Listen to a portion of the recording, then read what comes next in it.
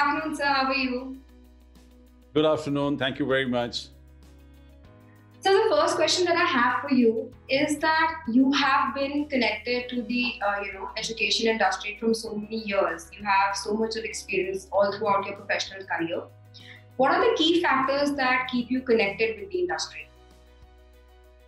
Well, what a wonderful question, Garima. Thank you for asking this question. I think I have to go back to my thinking, my upbringing, and definitely my own education system. And when I was growing, I realized that how education can play such an important role in developing and promoting an individual, an organization, and country as a whole. And I think that whole process is being supported by my own education at my Sardar Patel School, Bhagat Singh College, and all the other institutions which I've attended in last so many years. And definitely the very golden words which my father told me, that I can give you education, my dear friends, which is going to be your own asset. And all those things have supported me in coming down to this conclusion that one good day I will definitely get into education. Though I started my career as a media person, but slowly and gradually I got inclined towards education. And I realized that if I really want to uplift my nation, if I really want people of this country to grow, then it is very important to have best of the education in this country. Probably that's one of the reasons. And the second very important reason, I realized that it's very important to build a good human race. And a good human race can only be raised through good education and by teaching them humanity. And I think I took this responsibility on my shoulder and got into education. Of course, sir. Yeah. Thank you, sir. So being the Chancellor of AAFT University, what is your philosophy of leadership? How would you describe your leadership style? See, I've always believed that I'm a worker. I'm a worker. And that has probably also motivated my own staff. I have always believed in a democratic decisions. I always try to bring in my staff, my people, my faculty along with me. I take their suggestion. I don't rule. That's not my nature. I suggest. That's how I start with. And then you start pouring in with best of the suggestion, best of the ideas. People want to share their experience. I try to bring all that, amalgamate into my own decision and come down with the final decision. That's how I work. And I'm happy that that has helped me, that is my nature, and that has also helped my institutions to grow. And that gives a lot of feeling of oneness and also feeling of ownness to everyone who's working with me. And that's what is needed today. And when you feel that you own an institution or you are part and parcel of this institution, it gives you immense energy to put back into the students, into the education, and into the setup as a whole. That's what I feel. And I've always believed that anyone can suggest, because even a chapadasi level or a director level or a vice chancellor, my pro vice chancellor, anybody can suggest me. I've never been rigid on my decisions. Okay, yes, sir. I think that is one of the best ways that a leader can function. So my next question for you is, how do you strategize about the pre-programs and plans for the university? How do you plan and strategize related to the marketing and administration of the university overall? See, well, I'm very happy we have created a hierarchy system. I mean, Chancellor, Vice Chancellor, Pro Vice Chancellor, directors of the institutions, deans, HODs, and then the faculty. And on the administration side, we have the head of the examination cell, we have the head of the students co-curricular activities cell, we have a film club, a research center, we have a radio station director, we have a television setup. So there are about 60, 70 organizations in the whole setup. And each organization is controlled by the head of the organization, and they all report to their heads and simultaneously to me. Since these organizations are created by me, so I know about what should be the ideology, what should be the outcome of our day-to-day efforts. So I keep on checking them. I take personal interest into each and every curriculum, each and every syllabus, each and every activity. Probably, I don't know, but my students, my faculty, they say that we've never seen a chancellor taking classes. So sometimes I get into the classes and even take some classes, and because such a wide experience of 40 years in media now, I should not go waste at the end of the day. Absolutely agreed, sir. And I think they learn a lot from your experience, of course. That's like a special value added for them. So my next question for you is, the education system in India and other foreign countries are structured very differently. What do you think, as per your opinion, any inbound student who comes to India would learn from AAFT University? Let me first congratulate my Prime Minister for coming with the new education policy after 34 years. Oh my God. I mean, imagine what I read in my BCom honors. The same books and same syllabus was actually read by my son. I mean, there was no change in the syllabus, curriculum, course, pattern, system. I'm talking about one of the best universities of the country, which is called Delhi University. But then the best part is that when I got into education way back in 1993, now it's been 27 years I'm in education, I have a system of correcting or putting an addition, subtraction, alteration, correction, adding and subtracting syllabus every 3 months. Luckily, I started my institution with short-term courses, and every 3 months we used to have another batch of a new set of students. And that's how I used to get an opportunity to correct and amend, alter syllabus. And I used to put in more latest things, state-of-art equipment, state-of-art methods and procedures and apps. So that has gone into my habit. Now, this is my 108th batch. For 108 times, I have corrected my syllabus.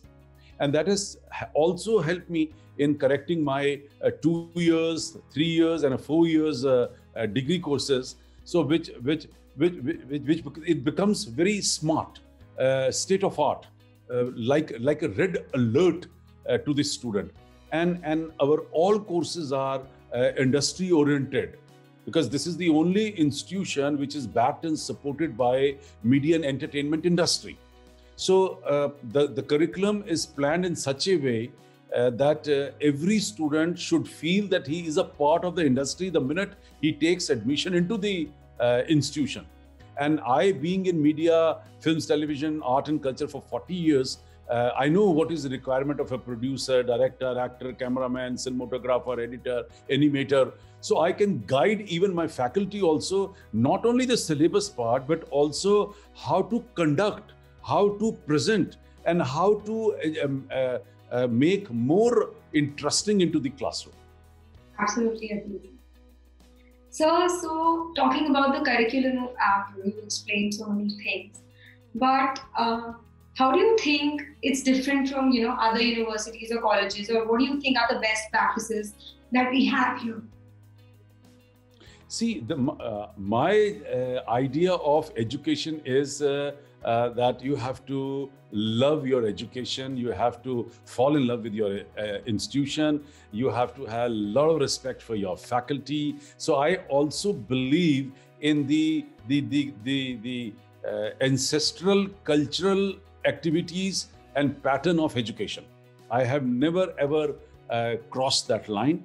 But on the whole, what we've done is we have created a lot of activities in the education: workshops, seminars, symposium, interaction programs, talks, foreign faculty, guest faculty, festivals. The whole curriculum is full of so much of zest, enthusiasm, that students, they are just eager and anxious to come back to the next morning. And that's what I want. And that has given me a very good attendance, a very good participation by the students. And if students are going to participate so well regularly, they're bound to be achievers, they're bound to be successful. Absolutely agreed. So practical learning, I think, is very, very important. So what do you think should be, the university's top priority in the coming 5 to 10 years? How do you see the future shaping for the university, and what you have in mind for the students? So it's very important, number one, that we have to keep in mind the international setup of education. Very important. Country of India is now very popular. We are by inventing and discovering medicine for coronavirus and then supplying to the whole world, India has won the heart of the world. I must say that, and people have started looking at this country like a angel. And this will also slowly and gradually affect the education part. So people, in spite of entering into European or American market, they will enter into an Indian market. Though the percentage right now is very small. I have touched around about 145 countries in last 27 years. I'm very happy about that. And probably be one of the very rarest education setup to touch so many countries. And we have already been rated as the first 10 best film schools of the world.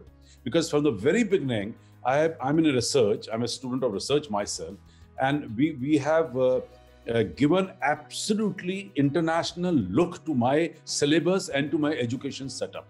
So whenever a student has been coming from foreign countries, whether he's from Europe, Africa, America, South or North, or Eurasia or East Asia, they have found at place. Because curriculum is in English, number one, very important, which we have to think in the next few years. If you're not, you have to. Second, you should be lenient enough, and you have to have a big heart to listen to student and also him to apply his mind into education. The education should not be forced on student. Rather, it has to be a two-way. It has to be interactive sort of education. Then only we're going to grow in India as education industry. So I am very happy with all the new colleges, the new universities. They are learning a lot. They're studying a lot. They are trying to be as modern, as West as possible. But I'm happy. I don't have to reinvent the wheel. I'm happy that we are working on the system very well, and we will. But I still believe that there is a scope for improvement. So we are also correcting ourselves to be at par with any other international creative school. And we're already amongst like the best in the world. We're already there. Yeah, thank you for that. Sir, any insights into how your university is welcoming to students of different economic backgrounds and different races? Well, the best part is that if you look at film, television, media education is one of the most expensive education on earth, especially after aeronautics. And this I realized on the day when we opened the institution in 1993. So what we did from the day one, we subsidized the course fee of the students. Any course which is going to cost me X is being converted, divided by 2. So what student is paying right now in any of the courses in AAFT is actually the 50% of the actual cost of the training. Because film, television, media, this industry needs large studios, lights, equipment, cameras, editing tables, manpower, and especially the working professionals who generally fly from Bombay, Madras, Hyderabad, and foreign countries to come and teach my students. And half of the education is practical on the floor. So it's a very heavy and expensive education. But if you look at the course fee, we are not even 1/10 of the course fee of foreign institution. Like, for example, the fee which I'm charging, let's say 200,000 rupees a year for, let's say, for a cinema course, it's 30 lakhs in American film schools and around about 25 lakhs in European film schools. So there is no comparison as far as course fee is concerned, whereas the curriculum, sometimes we are much better than the foreign institution because of the large practical, because of the large number of films and practical we make here. Absolutely, sir. Absolutely agree. So, what are the things that you could tell about the university which you feel other people would not know? Well, I think the first thing which I should say is that we have created 7 world records, and probably not many people know about it. But then, because these awards are always been given in the international film festivals all over the world, so there's always a limited audience there. I'm very happy that institution has created some wonderful records, a wonderful niche for itself, a large number of involvement of foreign students, foreign faculty, and the best part is that because we have contributed a lot towards media and entertainment industry, art and culture industry, 54 countries of the world, they have nominated us as their brand ambassador, culture ambassador, representatives. So it's another world record for me, because no one on this earth has been honored by 54 governments for the same job. And that's amazing. So congratulations. That gives us enough motivation, zest, enthusiasm, excitement to work much harder for my own nation and for rest of the world. And I think this is one of the most exclusive setup, AAFT, where we have our own studios, own film club, research center, own radio station, a television station, our own film production house, and so on. So we have something like 100 organizations which are running and serving the students of this institution. Okay. So what do you see as AAFT's greatest strengths? So if you have to explain maybe in 5 lines that, okay, these are our USPs, what would you say? Well, the best part is that not only AAFT is creating world-class filmmakers, technicians, or professionals, but AAFT is also creating good human beings. That's the first principle and mission of this institution, that we must create some wonderful people out of this institution. And that's my job, that's my duty. And we're very happy that a large number of students who are so successful in the industry, probably in every discipline from which they have passed out, they have created a wonderful niche for themselves. They are probably much more popular than even Sandeep Marwah, and making wonderful money for themselves on one side, and on another side, they are wonderful and a good human beings. And I'm satisfied with that, because one good human being means you are changing the genes of the person. You're not only changing one man, but his generation to come, And that's what I believe in. Absolutely, sir. So, any suggestions you would like to give to the current youth and aspiring students of the nation? Well, I think it's very important for students to devote time in education institution. They have so many distractions right now in this age of development that somehow they forget to put in the quality time into education.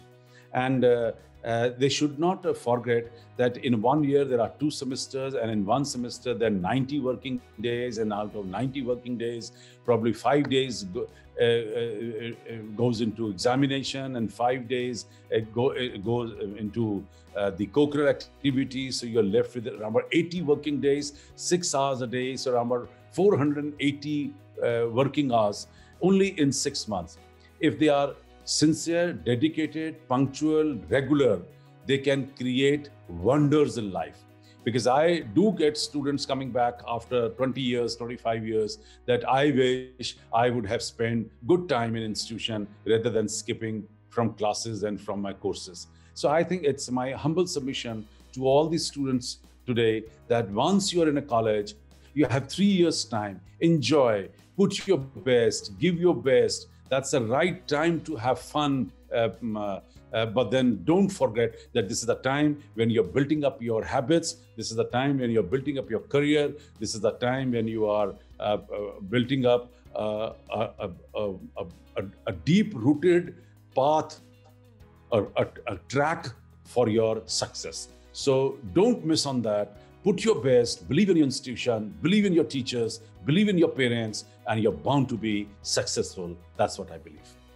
Thank you so much, sir. Thank you for your time. It was a wonderful experience interviewing you. And before I close, let me put 2 lines. That's my favorite lines. कि विभासित कर गगन भूतल, तिमिर को ज्योति देता चल, निराशा के अंधेरे को मिटा दे ले प्रभंजन बल. कहीं पूनम अमावस्या, कहीं उलझन, कहीं फिसलन, कहीं कांटे, कहीं पहरा कटिल बंधन. यहाँ प्रतिकूल है सब कुछ, कहीं मरुस्थल, कहीं बादल, मगर तू मुस्कुराता चल, दिशाएं हो उठी उज्जवल. मगर तू मुस्कुराता चल, दिशाएं हो उठी उज्जवल. Thank you very much, Garima. Thank you so much.